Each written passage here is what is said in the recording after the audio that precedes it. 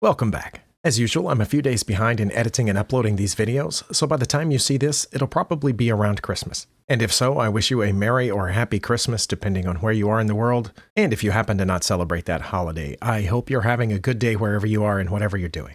For me, it's several days before Christmas, and I'd like to analyze and try to learn something from my last few rapid games over on Lichess. I've had a pretty good run so far in 2024. This is the graph showing my progress in this year. As you can see earlier in the year, I had a pretty good climb here, but then it came down a little bit. But right at the end, if we zoom over to the last bit of this year, you can see that I've won quite a few games in a row with one little exception there. So for about the last 2 weeks, I've won almost every game that I've played, and I'm pretty happy with that. And I'm pretty happy with the progress that I've made over the year. Unlike my rapid games on chess.com, which I only play on camera, so sometimes there's a week or two, sometimes 3 or 4 between those games. On these, I play every night. It's one of the last things that I do before I, wrap up my day. So I have 300 and, something games here. Now this is the final position of last night's game where my opponent resigned, and I was surprised that they resigned. I thought that the position was drawn at the time. I thought they would take this pawn, and I would take that pawn, and then they would get behind this one, and I would have to bring my king over to get in front of it. And after that little series of moves, we would have an equal number of pawns. My opponent would be the only one with a passed pawn. But perhaps my opponent resigned here because they were low on time. They only had 17 seconds left, and maybe they figured they would end up losing on time anyway, and they just gave me the benefit of the doubt and resigned. Obviously, I'm not certain of their motivation, but that's a safe assumption based on how much time was left on their clock. I'm going to see what I can learn here. It does look like my opponent was the only one with any leads in the latter half of the game, although I came out of the opening fairly strong. But right here, I gave away my advantage, then I got it back, and I gave that away again, so I think that might be the area that I can learn the most from, although I made a mistake or blunder. It looks like a blunder here near the end. So I'm going to click over here and turn off the evaluation so I don't see what I should have played. What I did play here was taking this bishop. I do remember considering this move for some time. It was a 10-minute rapid game, so probably not very long. But obviously I recognize that my bishop is defended, but if I just left it there and did something else, I don't know, developed this bishop so I could castle, I figured that they would probably take me. Right? If I just developed here, they would take here, and when I took back, they would take the pawn too, and they would be ahead. And then I could still castle, I guess, because this bishop here would be protected by the queen and the knight, but they would be up a pawn, and they're already up one pawn because of something that went wrong here. But somehow, according to that little graph, I have a slight advantage here. I'm a pawn down, and if I don't take here, I'm going to end up being another pawn down. So what should I have done? Should I have moved the king forward? Or maybe here? That seems a little ridiculous, because then if they took and I took with the pawn, I would have doubled pawns, but they wouldn't take back with the queen. Or should I have hopped the knight in the middle? I remember considering that move, putting the knight between their bishop and my bishop, but then I thought they would just take it, because when I took back, they would get both my pieces for their bishop. So yeah, I have no idea what I should have done here. Should I have threatened the queen? Maybe that's it, because then they wouldn't take my bishop because I would get their queen. So maybe if I put my knight on a4, they would move their queen someplace, I don't know where, maybe here, and then I would get the bishop. Okay, I'm going to turn the lines on. I'm going to guess it was knight to a4. I thought I saw knight to a4 there for a second, but then it went away. It says knight to d5, or bishop to f4, which is here. Okay, it's going to take me a second to process these, and hopefully I'll cut out any long gaps, but knight to d5 looks like they could just take. Why wouldn't they take? It says they wouldn't. It says if I went here, they would not take my knight with the pawn. They would check me on a5, and then I would drop this bishop back, and then they would put the queen back where it was, and then I would get their bishop. And then the line presumably goes on that then they would take my knight. But why wouldn't they take the knight first? That's what I don't understand. It says their best move is to check, but why wouldn't they take my knight? And it says if they did, they would take with the c-pawn. Okay, so let's say they did that, and then I took their bishop, and then they just moved the queen out of the way, right? It says c7, okay. They're still up a pawn, but I'm ahead now. Okay, well, I'm going to take this pawn, and they're not going to take back. Maybe because they don't want the pawn to be isolated. It says they're going to get the knight out. Then why wouldn't I take here? Oh, I guess that would help their bishop develop. Oh, I would push forward now, and they would probably come up, and then I can attack their queen again. But backing up, why did they get the knight out instead of taking my pawn? I don't understand. Because now I can check them bishop to b5. They wouldn't block with the bishop, which is what I would expect a human opponent to do. But if they did, I would be way ahead because I would castle. That's what it says. I would just leave that bishop there and castle. Okay, let's say I castled. They're not going to take my bishop, like most humans would do here. Why not? Because now I would check them. They're up 4 points of material, and they're not... Oh, because my bishop's there. Okay, so they're going to move the king. All right. And then I would line up here. They're still up 4 points of material, but I'm way ahead. They're going to develop this knight to come after my bishop, and I'm not going to move the bishop. Why wouldn't I go here? I know they could take it, but then I would get their queen, right? No, because their knight's guarding their queen. I would move my queen over, then they would take my bishop. I would get this pawn with check. It would go over further, and then I would take this. Oh, okay. Okay, well, if the game followed that train of events, then I see now why I'm ahead. Because even though they're still up a piece, I'm going to get their queen for the rook here in a second. No, actually, I'm not. They're just going to block that like this. But then I'm going to check with my rook here, and they're probably going to take with the bishop, because if not, I have mate in one. And when they do that, then I'm going to take the queen, and they're going to take my rook. And I'm up +5, even though I've only got 2 pieces left, and they have 4. And they're still up, because I can check queen to e5. I'm going to go here probably. Wow, but that included my opponent making some of the not ideal moves that I thought looked more natural. I don't know if they would have or not. But that's if I played knight to d5 and they took. But what if I played knight to d5 and they instead played their best move? Would I have found this? I don't know. I might have just put my queen here. Oh, but then now they're ahead if they do this and I do this. Now my opponent's ahead because they're going to double my pawns. Even though I'm ahead on development, they can go here, and I'm going to go here and get ready to castle. Eventually, nope, not going to castle. Oh, there. For a second it said I would castle. There it is again. They're going to get this out, and I'm not going to castle now for some reason. I would need to play b4 or h3. Is that because my e-pawn, my rear e-pawn's undefended? They can come after it this way. What if I just castled? Is that what they would do? No, they would play king to e7 or a5.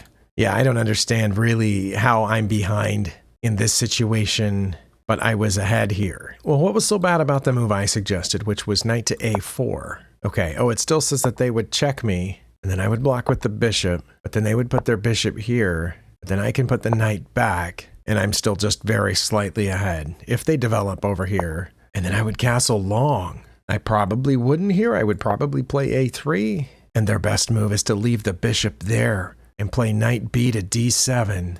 And I'm not going to take because the rook's undefended. Okay, I do understand that. Hopefully I would be smart enough not to take the bishop here because they would just take. I would need to either long castle like I should have earlier, or play bishop to c4, which is here. And now I'm ready to castle this way, so the engine thinks they should bring that bishop all the way back to its home square or right next to it. That all seems really complicated and way above my pay grade. I didn't understand what the problem was with taking here. But after they took back, I wanted to castle like I'm supposed to. So that's why I played bishop to e2 here, but it says I should have played a3 or bishop to d3. But this wasn't horrible. My opponent played one of their best moves, and now I should have castled. Well, I can tell you why I didn't castle here. It's because I thought if I castled, they're going to take this pawn. It's a free pawn because I can't take back because my queen would be undefended. But if I had castled, it says they would not have, but why not? Why would not they have taken? Oh, because I could just take with my queen. Okay, I do understand that. So I didn't need to worry about the pawn, but I was worried about the pawn, but I got it. I should have castled. I understand this one. But after this, now I'm down -1.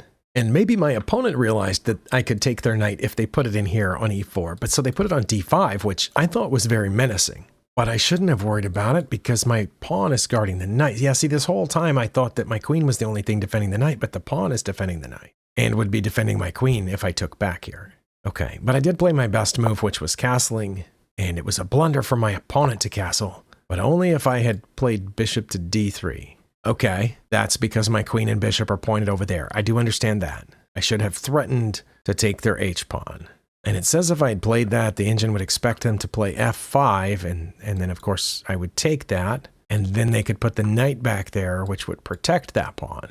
Okay, but that's the only move that would leave me the advantage here. Okay. I'm not going to look at every single one of these inaccuracies, but what did I do way over here? Turn off the lines. I played rook to b1.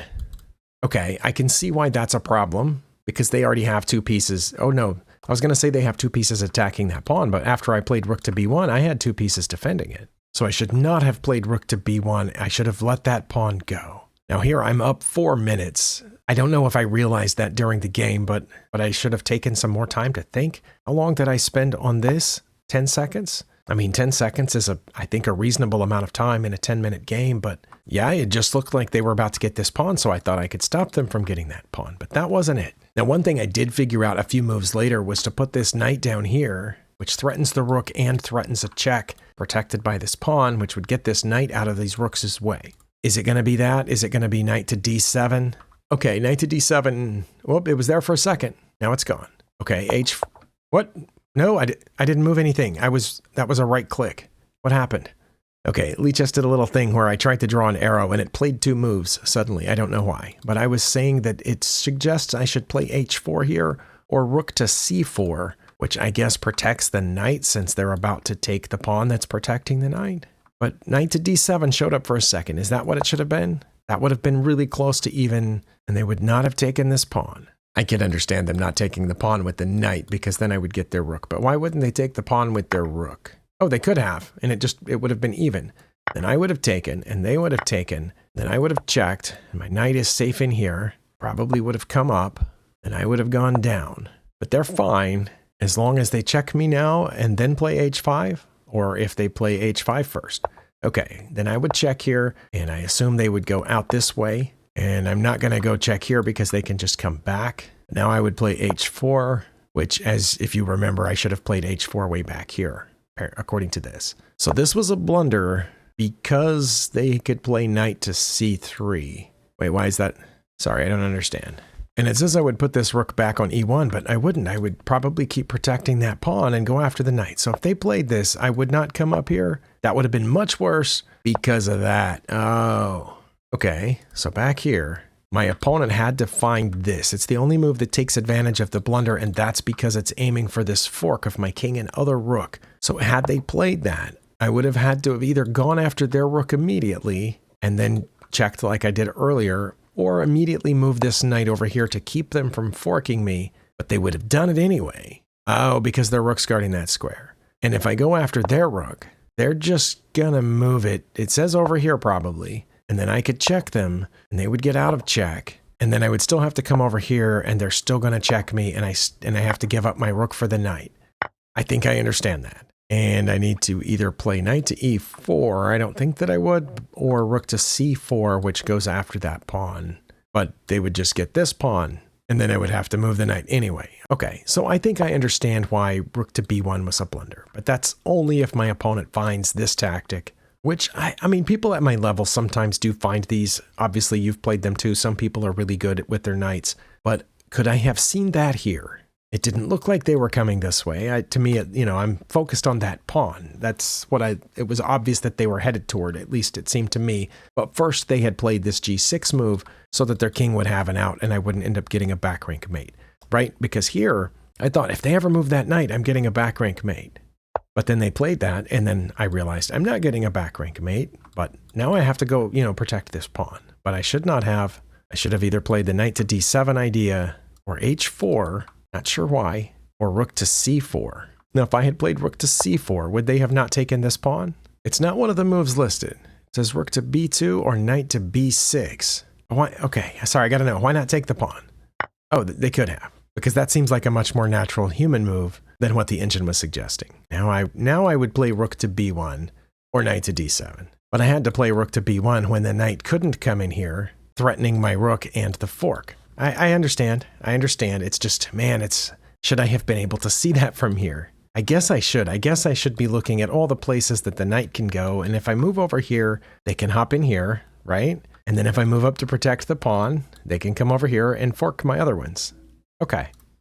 But later on here at the end, yeah, I have no idea why my opponent resigned here. Like I said, I assumed it was a draw. Well, that took a long time, but there were some complicated positions in there that it took me a while to understand, and some of them I'm still not sure I understand, but I would like to get at least one more game in this video.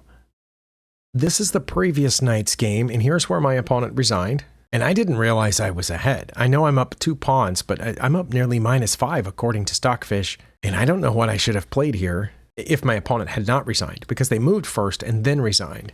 I think one thing that I was considering was playing rook to b8, but I don't know if that's any good. I thought if they took, I would take back and I would have control of this open file. They would have to move one of their king pawns over there because I would be threatening a mate. And then when they did move one of those pawns, I probably still would check them. They would move into the space vacated by the pawn, and then I would come over here and pick up their a pawn. That's the only thing I can think of here. Let's see what the engine suggests. It would suggest rook f to b8.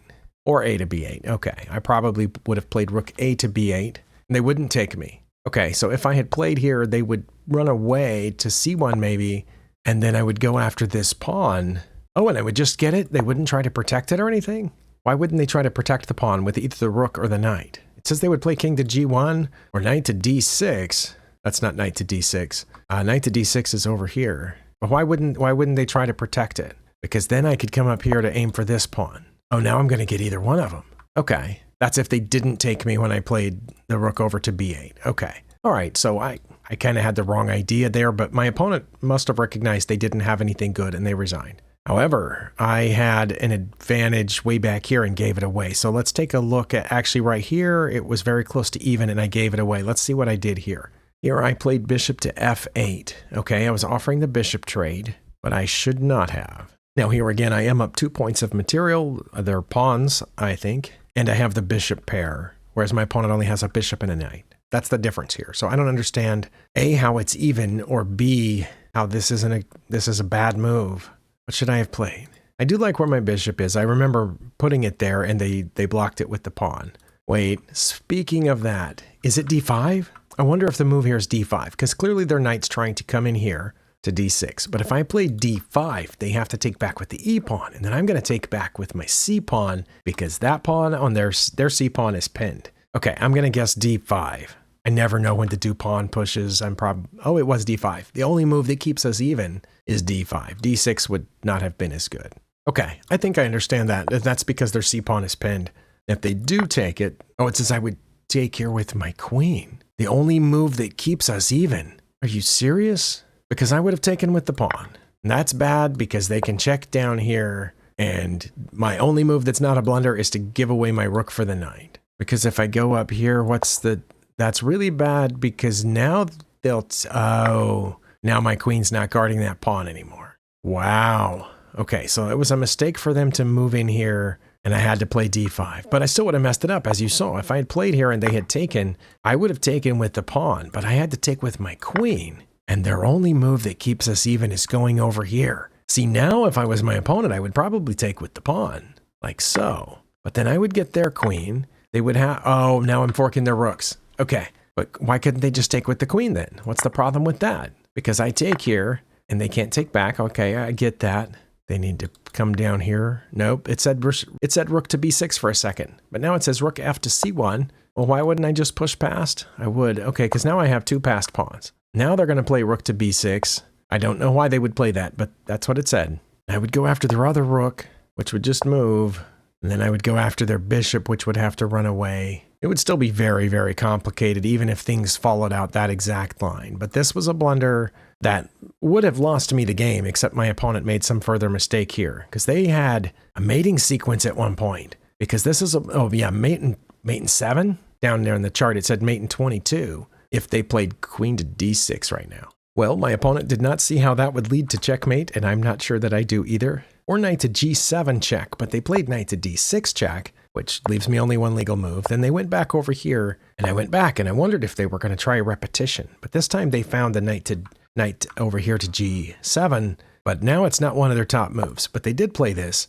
I came back up because I only have the one legal move. And Stockfish says their best move is to go back because it needs the queen on d6 for some reason. But instead they brought the queen over here, which I thought was a good move. I thought it was lining up and I wanted my queen to defend that, so I started getting my king out of the way. That was my best move, but my opponent is still way ahead. They blundered away their checkmating sequence, but they're still way ahead as long as they don't check me here. For some reason now I'm way ahead. They had to check me over here on a3 or knight to f5 check, but not here, which is what they specifically lined up for because I can take it. And when they take back, I run away and they can't break through anymore. And I guess my opponent realized that they didn't have a way through, so they resigned. Okay, well, again, I'm not sure I understand this, how I would figure out that, I mean, I did guess it, but, oh, that's frustrating.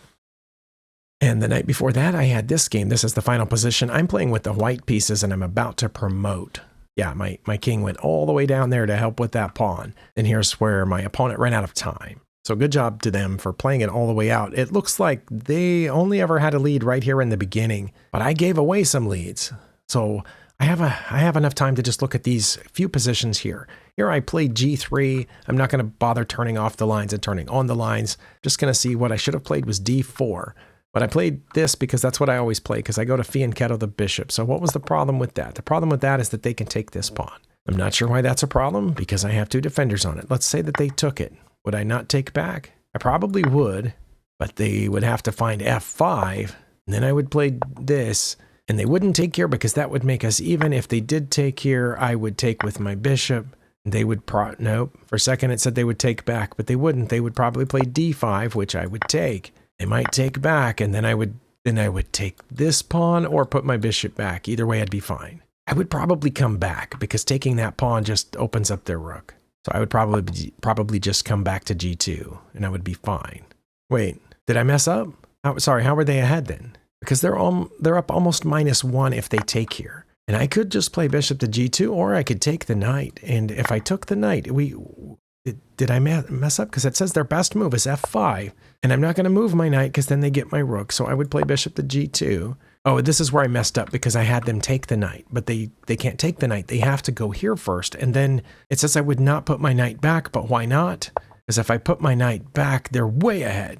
Like really far. If they play knight to b4 and I put my queen back where it was, and now they get the bishop and the rook.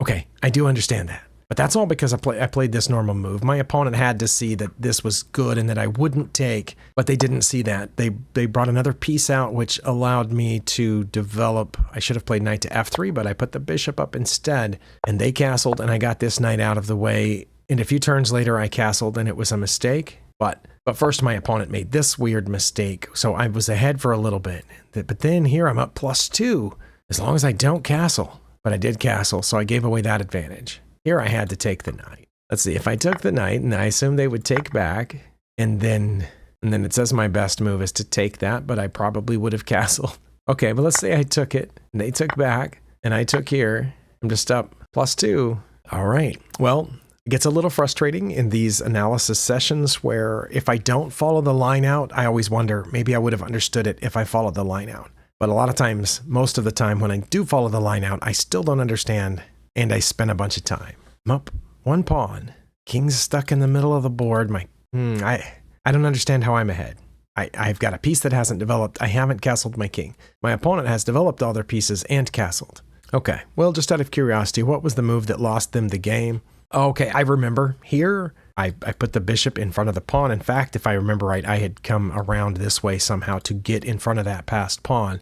So I did that, and I assumed my opponent was going to move their knight someplace. I wasn't sure where the best spot was. It says knight to f5 or knight to c6 were their best moves. And so it threw me off when they brought their king, and I thought, I'm still going to be able to get the knight and get back in front of the pawn, right? Of course, that's my only move. I took the knight, and they came that way instead of coming toward my bishop, which was, again, weird. And so I bring my king, and now not only can they not get either of these pawns, they can't even come close enough, and they'll never get this pawn passed. And their king is way out of bounds over here. It can't protect its pawn at all. So that was just weird. They should have pushed this, it says. But instead, they moved their king out of the way, and I should have just brought my king forward. That makes sense. Either way, I should have just brought my king forward, but I pushed the pawn because now my pawns are guarding all those squares, not to mention my bishop guarding all these squares. So yeah, the king and the pawn aren't going anywhere, and my bishop is still in place to take off this b pawn. They played f5, which I should have just pushed past. That's what it says. I thought if I pushed past, they would go after my h pawn. But then I could come forward, and if they took my h-pawn, I would take their pawn, and I would be in a position to guard my g-pawn all the way down. Okay, that makes sense. I just brought my king up. Took here, I'm going to take here, and I'm still going to be guarding my h-pawn, and still their king can't come to any of those squares. So they took as I expected them to, and I took back. Now they don't have any options, but they went ahead and played it out. I'll give them credit for that. They had less than a minute left, so I just managed to get my king up there and my bishop. This was the hard part. My opponent was trying to do the thing where they don't let my king out, so you can't advance the pawn because their king's cutting off all the squares that my king needs to get out. And the problem is, here, if I come out this way, then they move over, and their hope is to get in front of my pawn. I should have realized that they can't get in front of my pawn because of this bishop. So I should have just got my king out. Yeah, king to g6. I didn't realize that at the time, that they couldn't get here. So I just brought the pawn, knowing that they can't come here anymore. I thought if they come up, I could come down. So they came up, and I brought my bishop. Now they can't come back over here, and my king's cutting off all of those squares. So they have to move somewhere over here. And when they moved the pawn instead, of course, I took it, and then they did this. And then I brought the bishop back. So we're in that exact same situation. When they move the king, I can move my king and then bring the pawn. But yeah, their big blunder was not moving the knight. Well, it went a little longer than I had intended to, but that's okay. I got 3 games in here. A few of the positions I eventually understood, but not all of them. If any of you made it this far, please feel free to, jump in and explain a position that I didn't understand. Sometimes when I'm editing, I see it, but not always. Thank you for spending your time here. Have a good holiday or whatever day it is when you watch this, and I'll see you next time.